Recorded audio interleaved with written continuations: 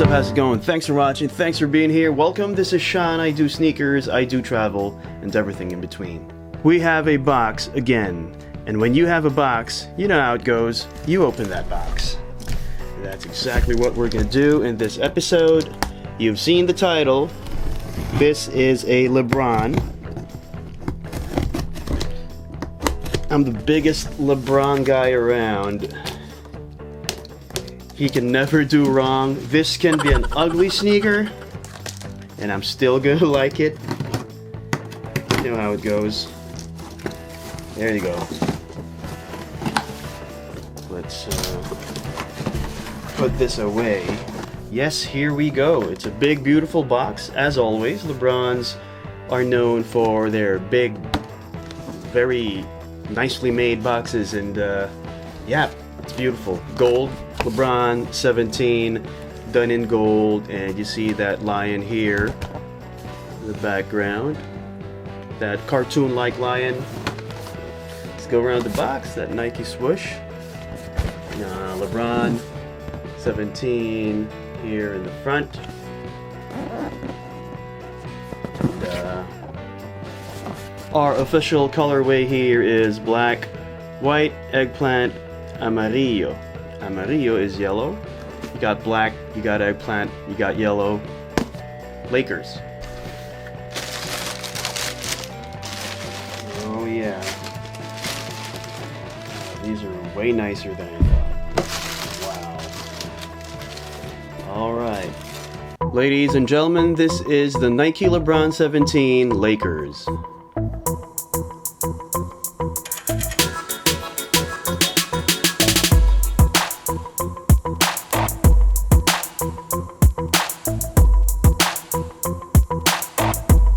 Okay guys, first things first, if you've had your eye on these sneakers for weeks now, if you've been anticipating its release, if you've been watching this like a hawk, waiting for the release date, and in particular if you've been excited about Knitposite, the new technology used in the uppers, throw all those expectations away. If you're like me, you probably went kind of crazy too in anticipation, especially when the teasers came out and they announced that the Lebron 17s would carry this new upper technology called Knitposite. Now, what comes to mind when you hear Knitposite? Of course, knit.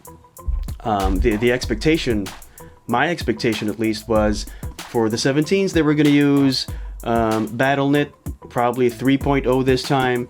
Then Posit, they were going to combine Battle Knit 3.0 with some foamposite material, and that was my expectation. And looking at the pictures, especially this part when the teasers were released, I had expected the heel part to look and feel like foamposite, but no.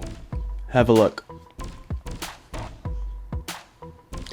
It kind of looks like foamposite. Of course, the process of positing, pardon the verb, the process of positing something involves heat. Because Knitposite, according to Nike, is a combination of Flyknit and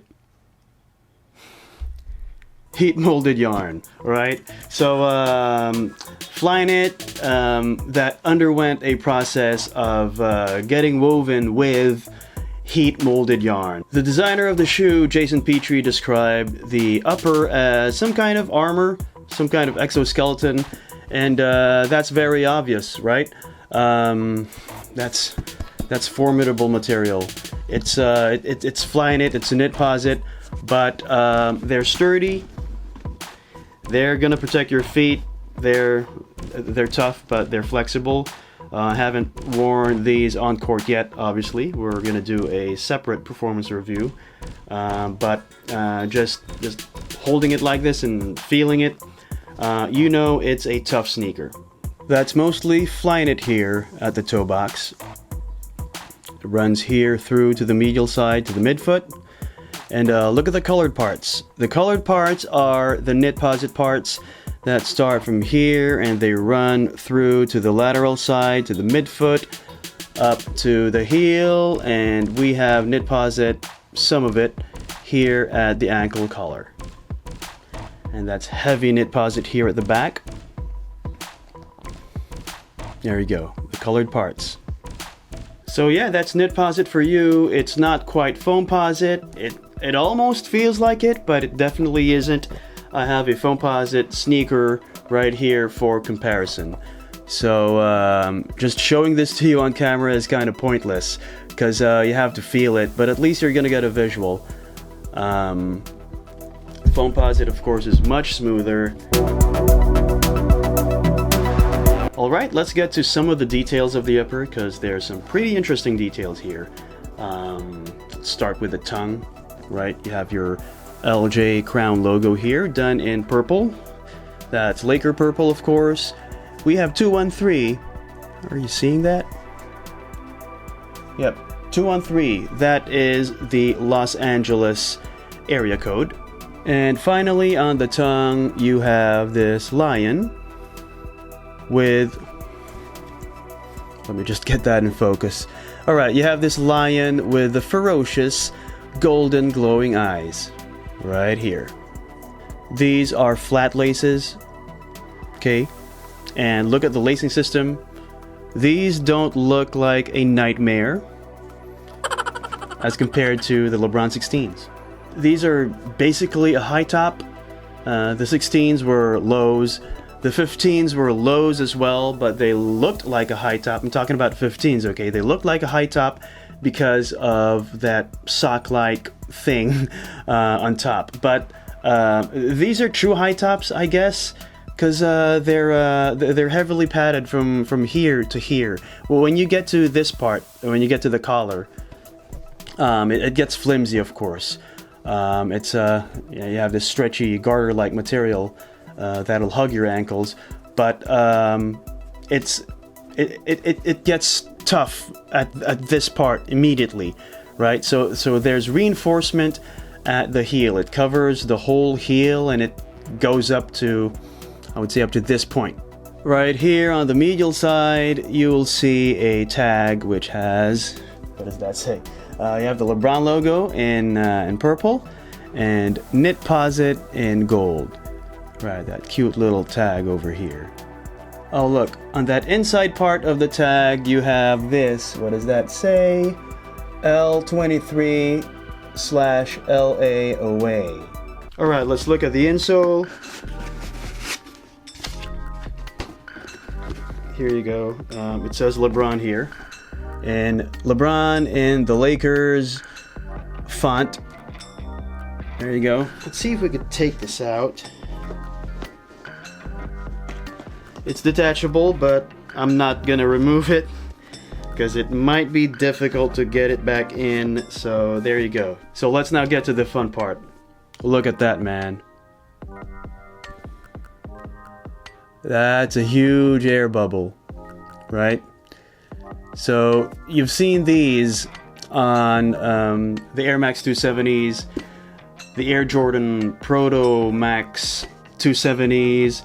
You've seen the 720s as well. So they're kind of the same thing, right? But I'll tell you that the 270s on the Lebron 17 is different because they're not as high. Check out the heel cup on these. They're made of this kind of translucent charcoal, and they're darker in some parts, right? And that makes most of the heel actually. It's your heel cup, but it's also a reinforcement of the midsole. Over here on the forefoot, on the lateral side, you have a zoom window, and that's the same thing here. On the medial side, a more visible zoom window. Right, see the zoom fibers there.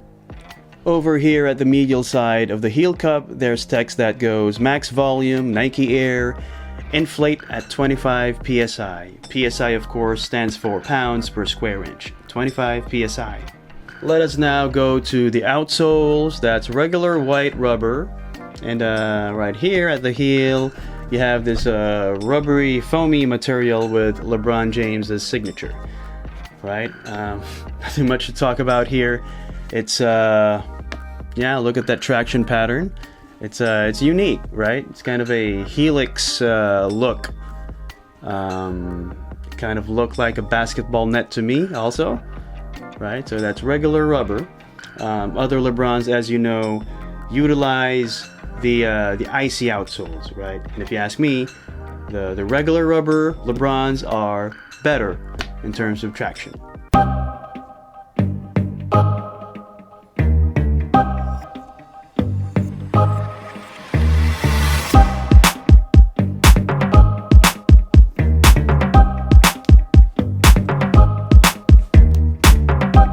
Yep, there you go. Beautiful sneaker, isn't it? LeBron can never do wrong as far as I'm concerned, so I'm a little biased, alright?